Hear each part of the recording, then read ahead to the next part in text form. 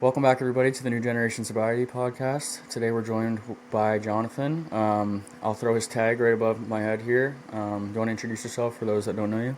Yeah, I'm Jonathan. I've been sober for almost 2 years now, and I'm an underwater cinematographer and photographer, and I work at a nursing home. Cool. Me and Jonathan met at one of the programs here that we go to in Chatham. We, I've heard quite a bit of his story.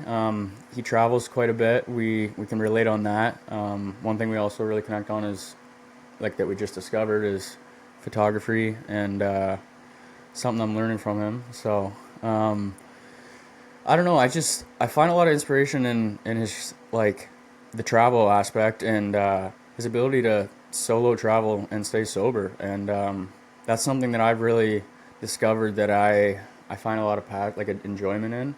I don't know whether it's for me. I think it's the freedom aspect of like being by yourself, but also not having like the drugs and alcohol controlling you as well, right? Like that not leading everything you're doing. Yeah, Because at one point for me it was like everything depended on where my next drink was coming from or whatever, right? And like when I'm solo traveling, it's like I literally just go with the flow. That's the only time I can just go with the flow because with my ADHD, like if I have work or an appointment or something like that day, like my focus is like versus when I go travel, man, it's like I could sit and observe and just like take my time, do whatever. Like it's just like that freedom part of it. I think I really enjoy that part, and I don't know. I've kind of been wanting to ask you what it was for you, but I think that'd be good to ask on here. So yeah, for sure. Like for me, it's a lot of the adventure, seeing something new, experiencing something new.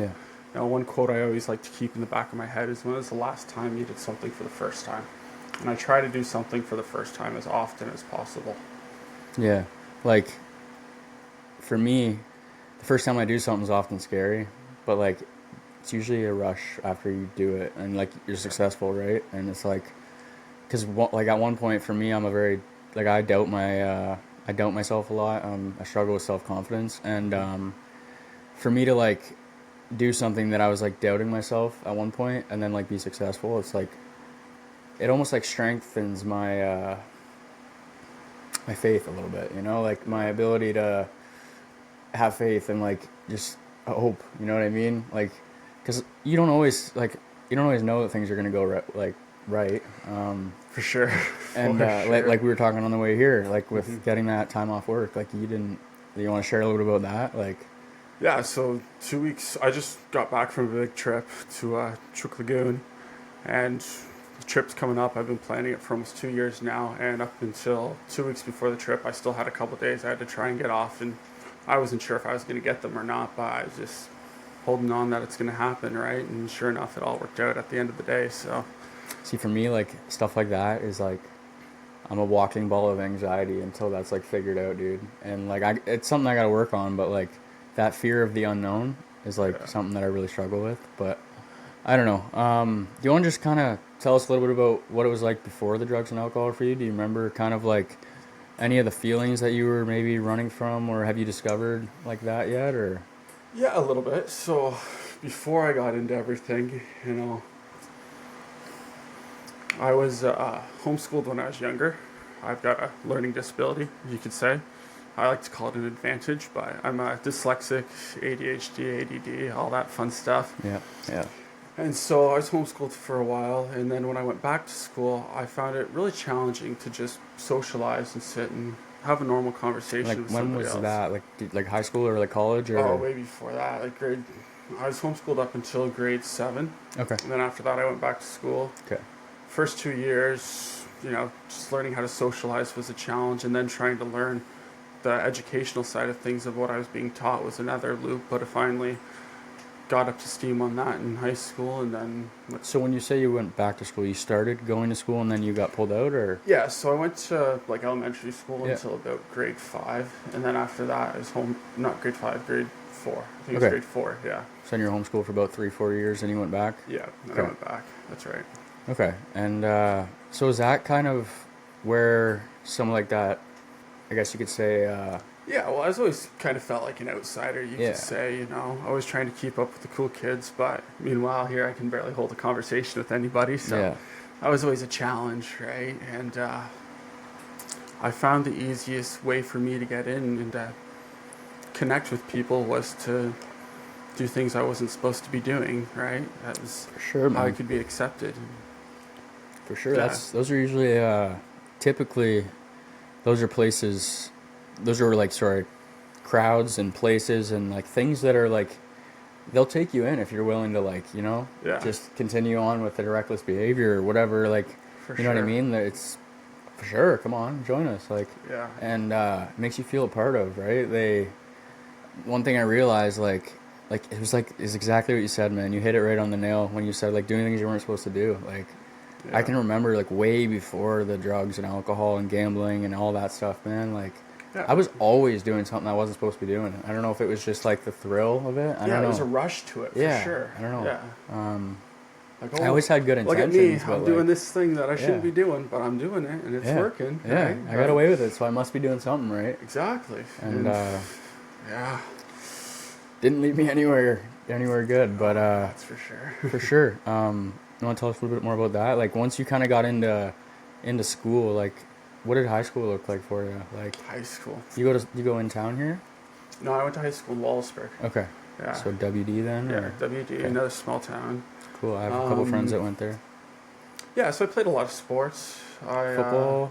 Yeah, I played football, swimming, badminton, curling, tennis, all sorts of different things. Nice. I found sports was an easy way to be able to socialize with people, but also, you know, let off a little bit of steam. I did a lot of swimming, and I did really good with that for a while.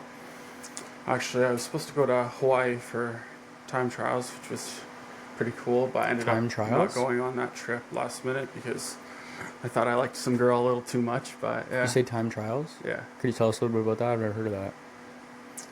Yeah, so I was going to go to Hawaii to do time trials for the Olympics. Oh, it's like a swimming thing. Yeah. I see. Oh, time trials. Yeah.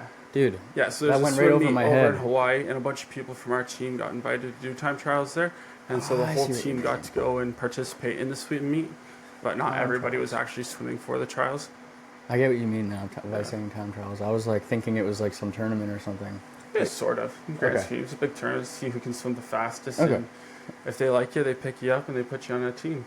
Cool. So like, and what age? Do you remember what age you were for that? Like when you would have been doing that? 16, 17. Okay. Yeah. So had drugs and alcohol came into the picture yet, or no? Yeah. Okay. Yeah, And you that want was to tell us kind a of- little bit? You remember your first drink or high or? Yeah, that was kind of when things started coming into play for the first time.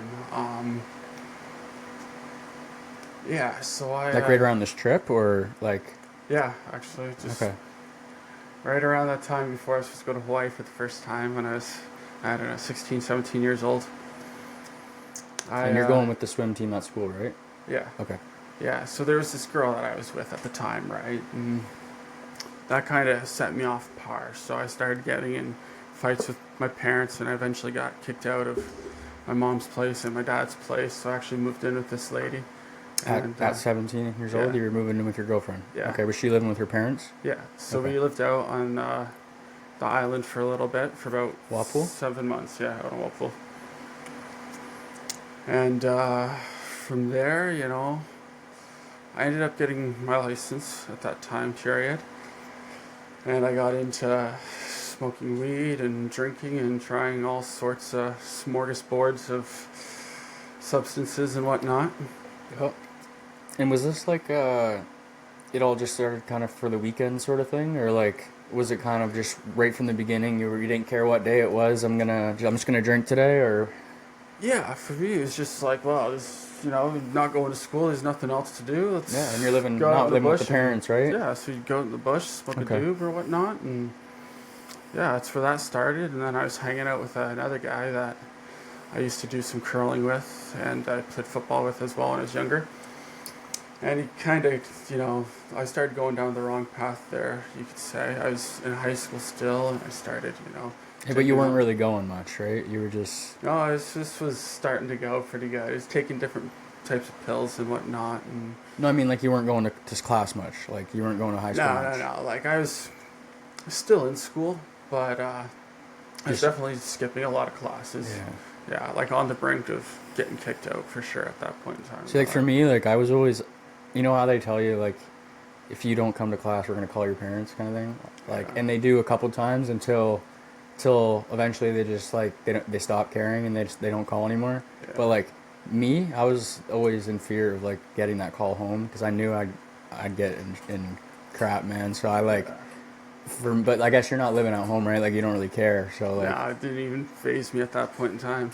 so for me that kept me from like skipping class really like, and I was kind of fortunate. Like I didn't really like I said, I went to class, so I passed most of my classes, and I had spares and stuff. So come grade 11, by the time I was like, or grade 10, 11, like by the time I'm drinking a little heavier, like I'm having spares and stuff. So there's no really need to skip. I only got to be there for a couple hours a day anyway.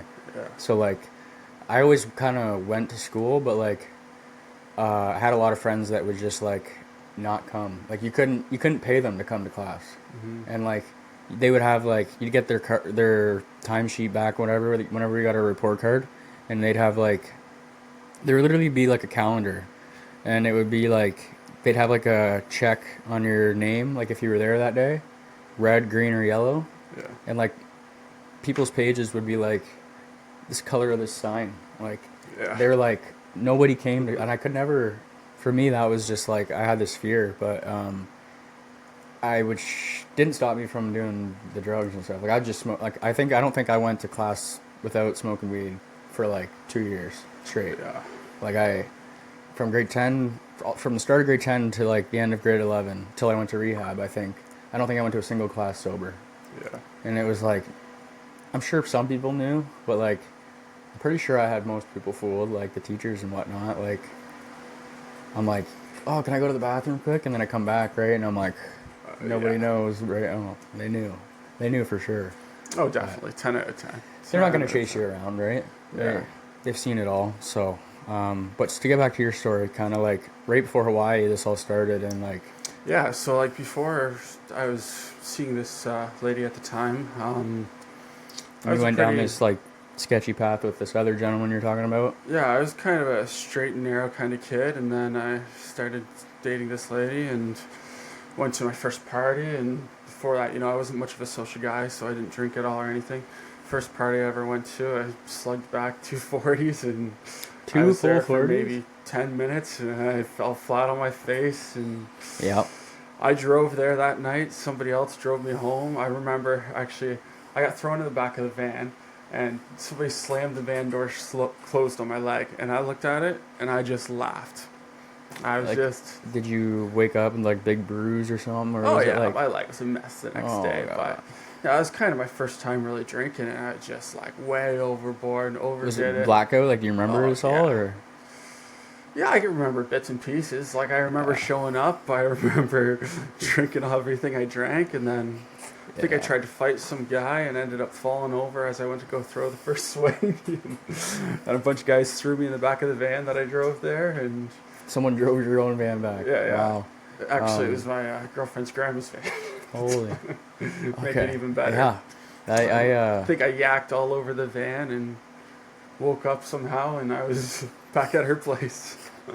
yeah, the unmanageability that we will like, and like then we'll just continue on and be like, yeah, this isn't a problem, right? Like we'll just Yeah, well, it's like the first time, yeah, right? we're So I like was just young. testing the waters, right? But then from there, it all kind of slowly blew out of proportion, right? I took things slow for a little while, but slowly and surely, I was hanging out with this other guy, and before I knew it, I was taking all sorts of random pills and Do you smoking like meth recall and what they were fentanyl, like? and yeah, I think it was like Lyrica, K-pins, that sort of You thing. remember how that kind of progressed? Like, was it just like a remember your first pill? Do you remember how that started, or was it just kind of like just for fun? Yeah, it was just for fun, right? Buddy was just like, "Here, I got some of these. Try some of these," and No bad experiences with the pills though, just the alcohol kind of. oh, for sure, lots of bad experiences. I Yeah. mean, I remember one day I took a whole strip of Ambien and thought I'd drive from my place to girlfriend's place when I wasn't living with her, and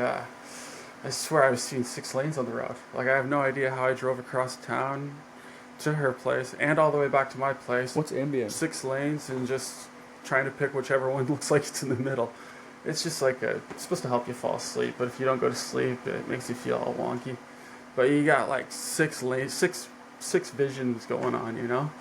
Like, it was crazy. There was no like double or triple. I was seeing 6 rows of everything. It was It's just, crazy, man. yeah, it was a scary day. But somehow I made it back and forth. And then after high school, I slowed down for a little while because I went to school for policing. Okay. And somehow in there, my second year, I slowly started getting back into not like hard drugs or anything like that, but I was doing a lot of cocaine, you could say. A lot of cocaine and a lot of drinking. And then Now, was this like more, like I said before, kind of just like for fun, or like was it becoming a problem yet, or? yeah, I mean, in my mind, it was just for fun, right? It was just Yeah. for fun. And then even after I was done college, But were you like in your head? Were you actively aware that it was a problem, or no? no Okay. clue. Okay. No clue that any of this was a problem. But were the signs there? And you're just blind to it? Looking back now, yeah, Yeah. 10 out of 10. Okay. 10 out of 10. You know, Now, I feel like thought it it's was always funny. like that, right? Like we're always blinded by it. I always thought it was funny when I first went to college. You know, my roommates, they'd have a couple beers, whatever, and they'd call it a night. They'd be, oh yeah, I had like 3 or I had 4 or 7, whatever, and I'd think that was nothing. You know, I'd drink the whole case, think nothing of it. I'd be looking for more, right? Yeah. And they could stop after 3, 4, 5. They'd actually make it back to their room remembering, Yeah. right? Like, Me, not so much. I'd drink until I was doozied every night. that was me, man. Swish went. I can relate to that. I was like I blacked out every night. Like I've mentioned this before. Every night before bed, I had myself convinced at one point that like I couldn't go to bed without like hard liquor. Like I needed to, so I'd black out every night before bed, and like most nights I don't even remember falling asleep. Like, and then I'd wake up to like looking at my phone log and like seeing that I called my girlfriend like 10 times that night, and I'm like have zero recollection. Like, so like for me, like you said, like everybody else could kind of just like around me, a lot of people were just like you said, could just have a couple and just shut it off. But for me, like like Oh. not at all, like ever. It was like I didn't stop until I either ran out of booze, and then I'd start stealing other people's booze, or until I blacked Been out. there. And then usually after I blacked out, I don't remember what happened after that. So I usually probably didn't stop drinking right away. I probably caused the scene and then passed out. Sure. You know what I mean? Well, I remember a lot of nights, I'd wake up and I'd be stiff and sore and I've got bruises all over the place. I have no idea where any of these come from, and then find out your buddy's like, yeah, you fell down like 3 flights of stairs like 4 times. I'm like, what? Yeah, man. Like How does that even happen? yeah, like I've woken up places and like not even knowing how I got there. Yeah. I've woken up not even knowing what city I was in. Like I woke up in like Windsor one time. Like, who drove me here? Yeah. Like, I'm fortunate. I've had a lot of times where I don't know how I get home, but usually I'd wake up at home or at a buddy's place, or by the grace You know, of God, man. Right? thank Like, goodness somebody was there looking after me. But there's, definitely a lot of tricky days like that, for sure. yeah, for sure. So, at what point, like, do you remember kind of like when it started to kind of actively take a toll? Like when you realized like, okay, this isn't healthy anymore. Like, Yeah, so after I was done college, I came home and COVID hit in the middle of the pandemic. and did you finish college for policing? Yeah, Okay. yeah, I finished college for that, and then I came home and I was working at the pool as a lifeguard at the time. But since COVID hit, nobody was swimming, everything was closed down. So I was redeployed to work at a nursing In home. town here? Like at the pool in town? There's a pool? Or No, at the Blenheim? pool in Wallsburg. Wallsburg, okay. Wallsburg pool. You were living in Wallsburg I was at the living in time? Wallsburg, Okay. working at the Wallsburg pool. I got redeployed to work at a nursing home here in Chatham. And before I went to school for policing, I had gone to school to become a PSW, so I'd take care of people in a nursing home. So then I got redeployed to work at the nursing home, so I started working there. And the first 3 years of working there, I had a lot of fun, but I didn't feel like it was out of hand. And then it slowly got to a point where it was, I would work all weekend long, but I was still going out drinking and filling my nose up, God knows what, all night long, most weekends. And then that would be all weekend long, and then Monday, Tuesday would hit, and I'd have Monday, Tuesday off. So what else am I going to do? I'd go drink more, do more drugs. And at this point, I was doing more than just blow. Like, I was getting into a lot of mushrooms and ecstasy and acid, experimenting with a lot of psychedelics at the time. And then usually Wednesday would be Wednesday. I'd wrap my head, get it on straight for that day. But then as soon as Thursday comes around, I'd be at it again. And there's a lot of nights where, I'd go out, stay out till 3, 4 in the morning, go back home, get an hour's worth of sleep, if I was lucky, 20 minutes to an hour. Wake up, go back to work for 8 hours. Like, it just wasn't good, wasn't healthy. And you were doing like psychedelics, like you said, so you'd be, Oh, don't yeah. get me wrong, you'd be at work kind of like I'd be at work detoxing every Like day, tripping just out, sorta, like- sweating like there's no tomorrow. in the bathroom, like Stare in the mirror, I know like, all about that, Get right? your head together, You gotta go outside and talk to people. Come on, like Yeah, just trying to get it together, and I've it been just there, wasn't I've been happening. And it finally got to a point where, for a couple weeks in a row, I was, my car, something was wrong with it. Every other time, I'd put it in the ditch, or I'd get a new scratch or a new scrape. I just wouldn't know what was going on. And were these like fueled by the? Sorry, how do I word this? Were these scratches and times where you put it in the ditch, were they because of drugs and alcohol? Do you Oh, think? Or- directly. Okay. It's just what shouldn't have been driving. It was way too over the limit. I probably spun my car off the road about 5 times, and then there's many other close calls before that I can recall, and it wasn't good. I remember getting to a point where I kept on saying to myself, well, I gotta stop this, and I was out of control, and I couldn't stop. As much as I wanted to, I'd still go out the next night and do the same damn thing over again. I was low on sleep. I was tearing apart my vehicle, burning through money left, right, and center, and I could not slow down for the life of me. I even so I'm a scuba diver, and I do technical diving. And this was a particularly scary moment for me, and you'd think that this would have scared me straight, but it didn't. I stayed out till, I want to say 3, 4 in the morning. Then I went home, and I built the unit that I dive. And then I went to go out diving, and it was the middle of November. I want to say it was probably, second or third week of November. I was diving in a quarry. The first dive was fine, 20 minutes, 30 minutes maybe, no problem. Came up, did a quick surface interval, jumped back into the water for maybe 10 minutes. I got down to 130 feet, and I was breathing in water and air at the same time. I ended up flooding my unit, and then the sorb that scrubs the CO2 out of my breath, because I dive a rebreather, it became acoustic. So now I'm essentially breathing this basic acid. And at this point, I was so messed up. So I don't know if I built my unit right the night before. Probably didn't test it before jumping into the water, which is just reckless. One, reckless, two, stupid. It's like I had a death wish or something. And I remember doing that dive, and I got to the point where I was like, I know this isn't good, but I think I'll make it. I think I'll be all right, right? I think I'm invincible, but I wasn't, And then instead of bailing out of the unit, I wasn't thinking straight, and I stayed on it until I got to the point where I was just coughing and hacking and breathing and this you're breathing acid. water too at the same time. Yeah, all at the same time. The whole unit's flooded. So like it's like filling with water and you're not It's taking it filled off. with water. It's got this basic acid inside of it because there's still airspace in it. So I'm not necessarily inhaling the water, but you're blocking it out, and you can feel it's wet all you're around. like going for air. Yeah. Like It's in freezing cold water. And I skipped my safety stop that you're supposed to do to decompress, to let all the nitrogen out of your blood. so at this point, like if you were to pop the helmet off, would you make it up to surface before you pass out, or do you think? I did, luckily. Okay. So no helmet, just a loop. Made it up to the surface though. Spit the loop on my mouth.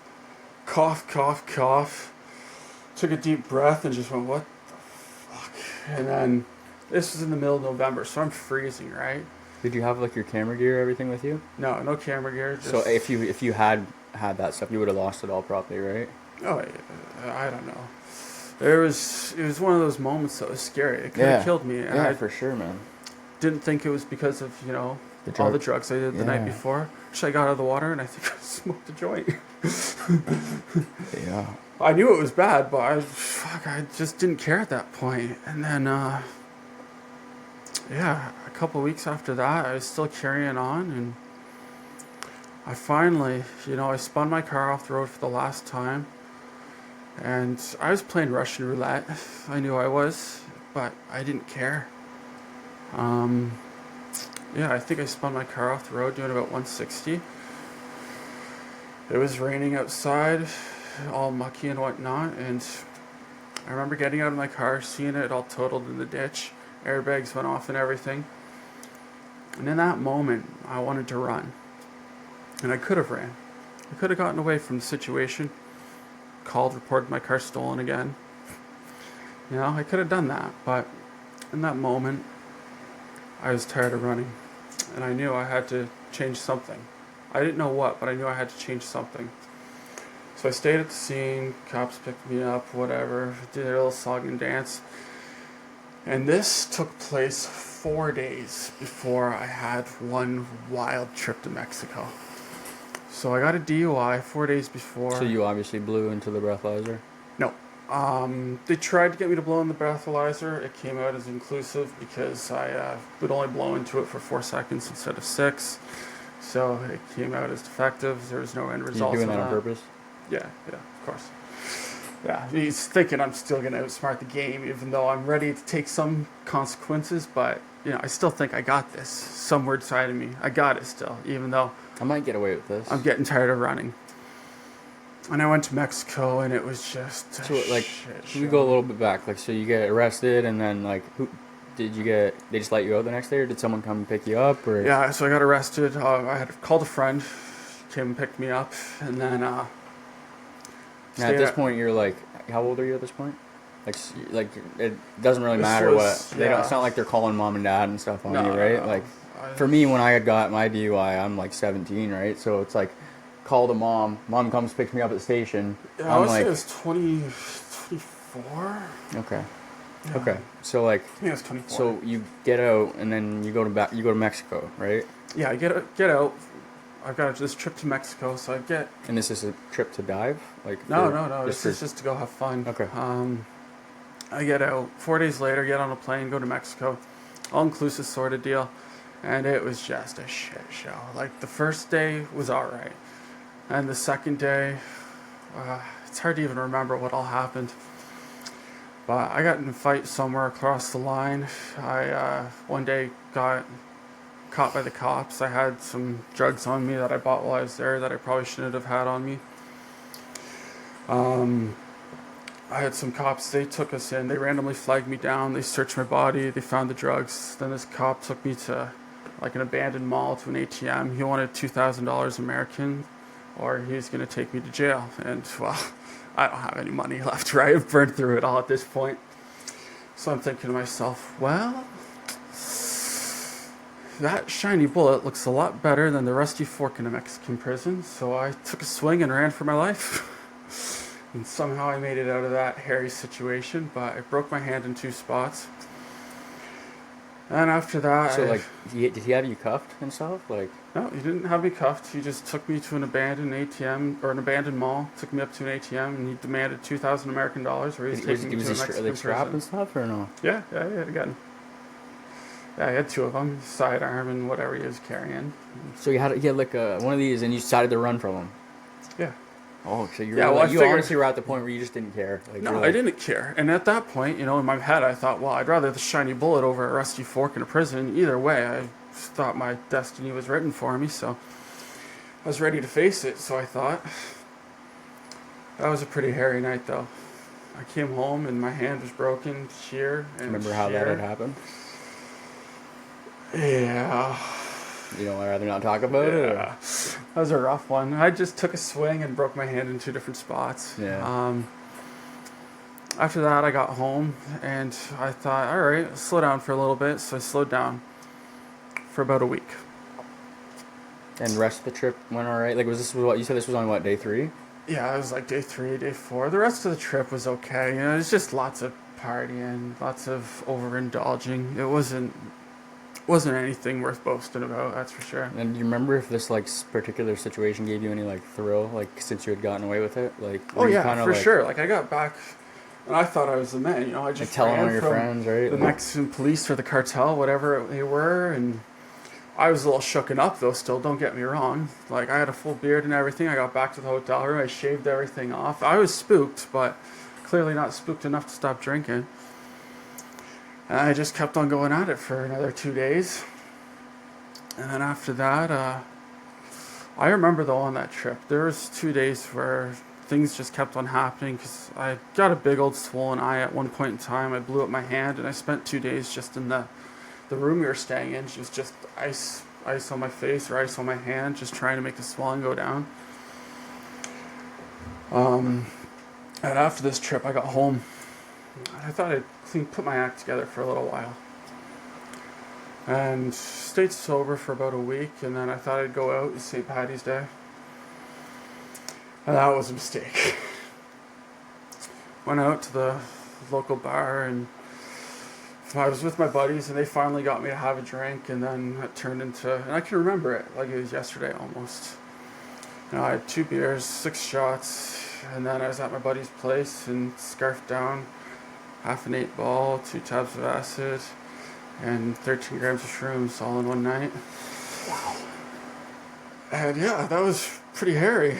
I was probably 2 in the afternoon the next day, and I was still losing my mind. I was watching monkeys running across the ceilings. I woke up, and in that moment, I knew I could not stop on my own. I needed help. And you were sick and tired of being sick and tired at this point? Like I was like, I know I need help. I know I need to slow down, but I can't stop. I can't slow down. I need help. Like, I needed something to change because my life was falling apart. I had lost my license. I had lost my ability to drive. And driving's always been a touchy subject for me because I've lost my license more times than I can count because of reckless driving, driving too fast, yada, yada, yada, driving without insurance, the list goes on. But now I had lost my license for being impaired, which also meant I had lost the ability to scuba dive because I wasn't able to drive to the locations where we were doing this. I live in southwestern Ontario. It's not like we got oceans all around us. You got to drive somewhere if you want to go diving where there's visibility that's more than 3 feet. So that privilege was taken away from me. That was kind of a 2-in-1. But I was, my life was falling apart. So at that moment, I got up and just woke my mom up and I said, I need help. I'm not good. And before you know it, she had, the pastor from her church come over, and he started talking with me and said a little prayer. And then my stepmom came over, and she suggested that I start going to this thing called AA. And I thought, well, I guess it can't hurt. So I went to AA, and I remember my first day in there, and I was pretty shaken up, It wasn't a great feeling, but I knew I needed to be there. And then from there, my lawyer suggested I go to this thing called the RAM clinic at the hospital. So I went to go talk to a counselor, and that helped me out a lot. I did that for the first little bit. I think I went every day for the first, 6 months probably. Did, 2 meetings a day, and then from there I finally went to rehab at Westover. Here in Townsville. Were you staying sober at this time? Like, the meetings were doing it for you, or no? I was, yeah. So I stayed sober. After that day, when I first started, I got sober from most of the drugs and alcohol, like all the hard drugs and alcohol. I was able to stop pretty well right away. I didn't stop smoking weed right away, though. I was probably a good 5 or 6 months into the program before I was finally able to put that down. Yep. And I finally put that down, and I've abstained from all that ever since, and it's been a challenge. Right around the time you went to rehab would be the time you quit smoking weed, and then yeah. Okay, so then, Yeah. And which rehab did you go to? Went to Westover in Townsville here. Nice. Me too. Great program. Who was your? We'll talk after, but Yeah. good things to say. Yeah, lots of good things. It was a very eye-opening experience. I definitely learned a lot there. I'd do it again in a heartbeat if I needed to. Yeah, for That's me, man, kind of where I feel like the real work started of me chilling on the inside. I always say that, when I first got sober, I would say that they saved my life, but then, they would, people there would tell you, no, we didn't save your life. We gave you your choice back, and, you saved your life, right? And, that was what it was for me. Like I thank them every time I go there to recovery support. I say like thank you for giving me a place to like get sober when I couldn't do it out there because like that's the truth. Like I could not if it was if there was like a way for me to access that alcohol or that when I was gambling, like if there was a way for me to I wasn't gonna quit gambling unless you like took my phone from me. And the only way you're gonna get my phone from me is if I went to rehab because like I'm 20 years old, no one's taking my phone from me. Like Yeah. you know what I mean? Like I had to be ready to like go and like be locked away from it. Like Yeah. I had to go and in to an extent, right? Like we could have left right Westover, or for me, I could have left gambling rehab wherever. I could have left at any time I wanted. For sure. Yeah, they don't keep you But there. You're not locked in there. exactly. It's a by But your own choice program. part of you like that whole for me it was the fellowship and the like the connection and all that stuff is what really kept me like Yeah. surrounded by like-minded people, the people that are all also struggling, hurting, and like looking for the same thing. Like that's kind of what kept me going. So like, and like, could you share a little bit about that for you? Like, what was that experience like for you?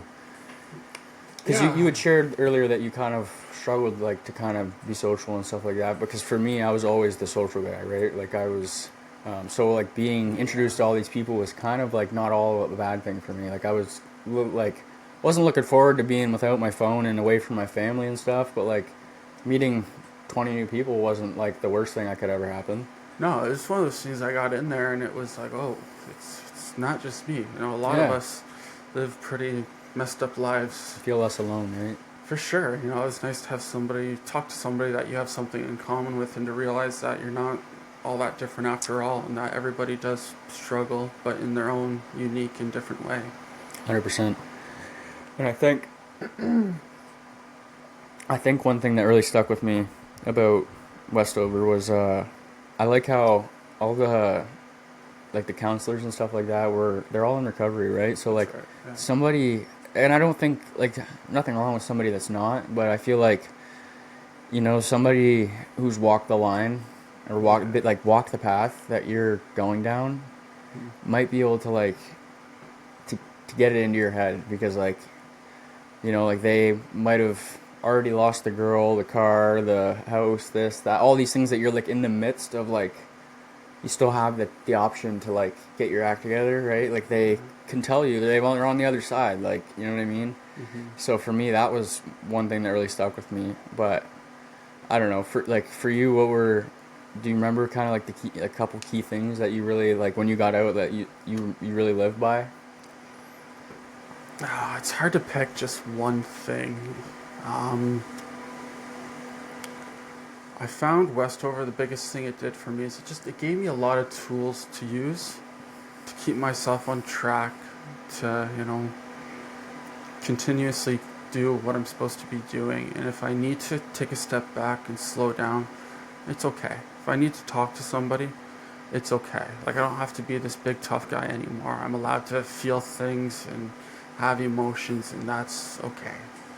And like things are allowed to feel like too much. I think that was where like for me I felt like I was always overwhelmed, and that was kind of why I ran to like the alcohol and stuff because it made me feel a little like you know what I mean. But like once I felt like you said like okay I'm not the only one. Like once I realized okay there's a lot of people out here that are like just like me. Hmm. Like I remember having that feeling too like where I knew like this is getting out of control, but I can't stop and I don't know why. Like I could almost I would have like bet you all the money I had in my account that I wasn't gonna gamble or wasn't gonna drink that night, but I still did. Yeah, And like 10 out of 10. and I'd get there with the beer in my hand and be like, how did I get here? Oh fuck it, I'm already here. Like you know what I mean? And once for me one of the things that really stuck with me as well is also routine. Like Hmm. once I had 19 days under my belt of like consistent getting up, having a solid meal, like doing all these things, right? Like I was okay, like maybe like I was actually laughing, smiling, like feeling better without the drugs and alcohol and stuff and the gambling and whatever. Like, like natural dopamine and stuff. Like, all those Right. things were like I hadn't had them in a long time because I went with COVID and everything that had happened. Like I said in my past episodes, like I'm not kidding when I say I went almost 2 years without like being sober, like, or more. Like, I I was fully convinced I had to have it, and I would move mountains to have it, man. And like, I don't know, like, and for me, once I got out, I was like, it's like once for me, this is the way I look at it. Once God removed that, like, the obsession for me to drink or gamble, like, it's thankfully, like, it's shifted for me to a desire to want to, like, relate to and like help, and like this. I've accepted that it's like it's an addiction. It's like, like, I can't reverse it. I can't go back now. So the only thing I can do now is like connect with you about it, embrace it, like, like, That's it. not Yeah. be not be ashamed of it, like, Hmm. because if I'm gonna be ashamed of it, I'm always gonna be left feeling bad about myself, right? For So sure. 10 out of 10. I don't know, like I said, is there anything else that you kind of like that you really kind of hold with you now that you're sober? Like, when do you remember when this was? What your sober date is? Like, Yeah. when you went to when that last final day was? That last final day was St. Patty's Day 2 years ago. 2 years ago, so it would have been 2023, St. Patrick's 2023, Day. yeah. Okay, so you're coming up on. You've hit 2 years now, Not quite yet. so you're coming up on it. Coming It'll be up in on it, March. yeah. Yeah, March Cool. Okay. 24. Oh yeah, March 24th. It's my birthday, bro. No, March 16th, Okay. 2024. Yeah. Oh, I thought you said the 24th. I was Yeah. gonna say that's my birthday, but my birthday week. Yeah, that's awesome, dude. So coming up on 2 years, is there anything that you would say to somebody that's like fresh, like that's at that point that you were at when you were about to go to Hawaii or Mexico, sorry, where you like everything's falling apart, but you don't see any way out, and you're like you don't want to go to rehab, you don't want to like, because that was me, man. Like, I did not want to do any of these things.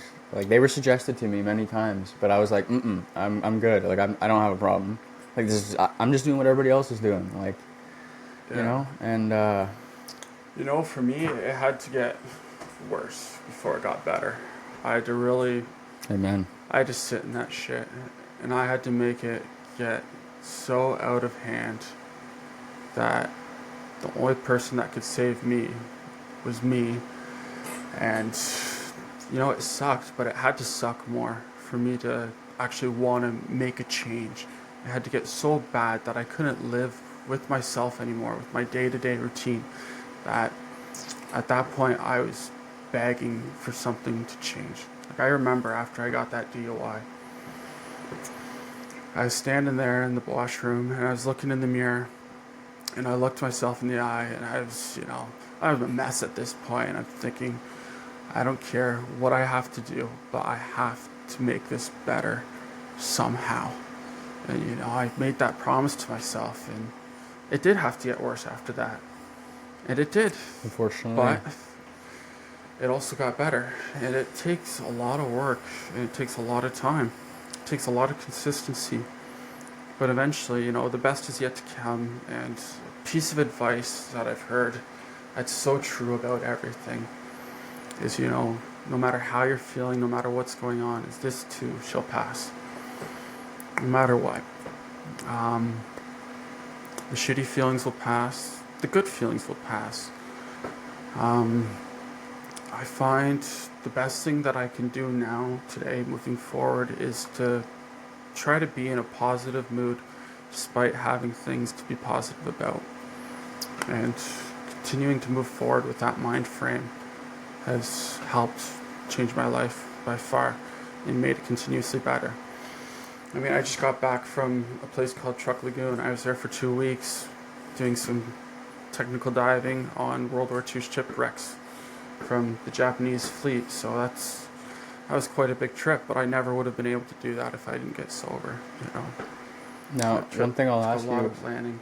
yeah, one thing I'll ask you about that is like coming up on 2 years of sobriety, like, is there times in this, like, say this 2 week trip that like your sobriety's tested, like, like where things are just, like you feel like, everything's going wrong, and like not necessarily that you want to drink, but like you can feel that like you're getting pushed to your limit and you're starting to go back to, old Jonathan in your head, like, were there times where, like, and even like on day-to-day basis, like when that happens, when things like tend to try and throw you off, like what brings you back? Like what do you tell yourself, or like is there like a prayer you say, or what do you kind of do to real thing real your, yeah, let me re-say that.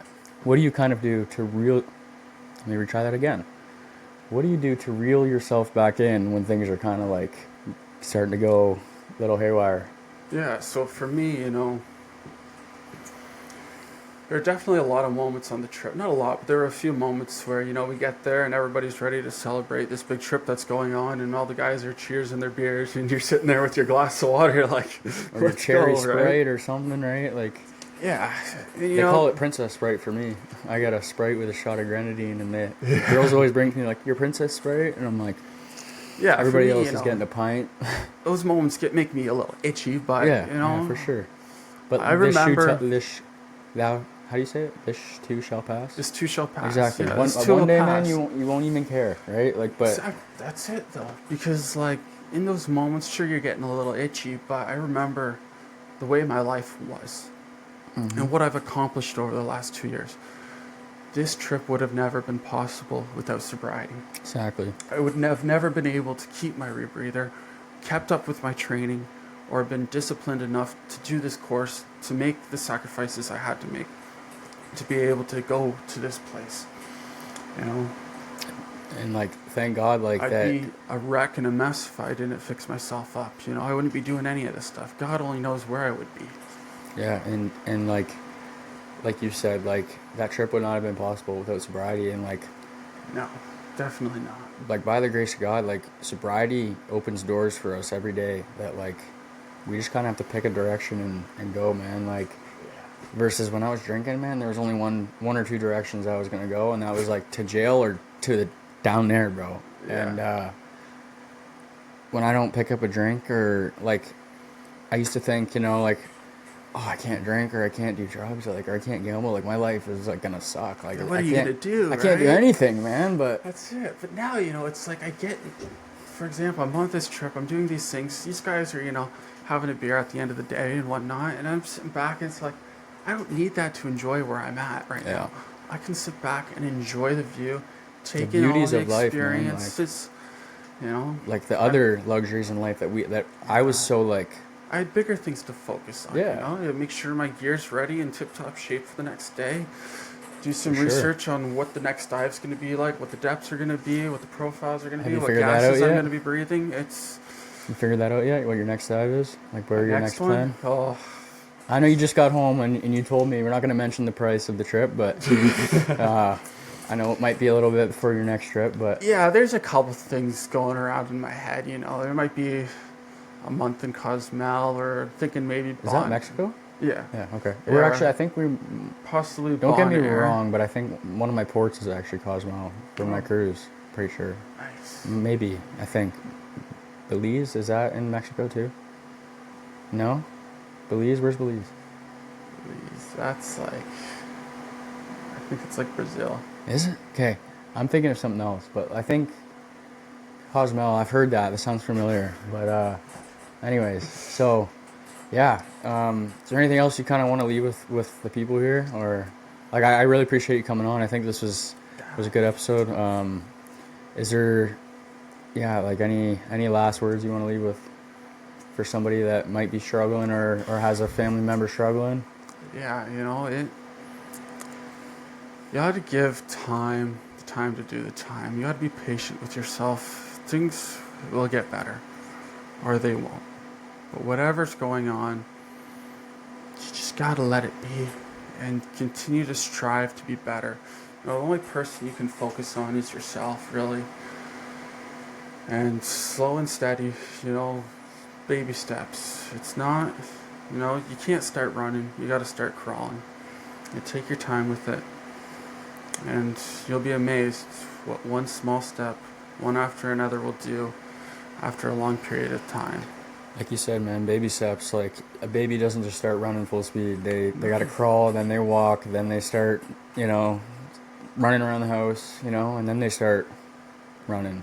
But you got to take baby steps, and like you said, time is key. I think as the way we're wired as people that struggle with substance abuse or addiction, once we finally get to that point that you mentioned, like where you're tired of everything and you just want to, like, you're ready to like be done.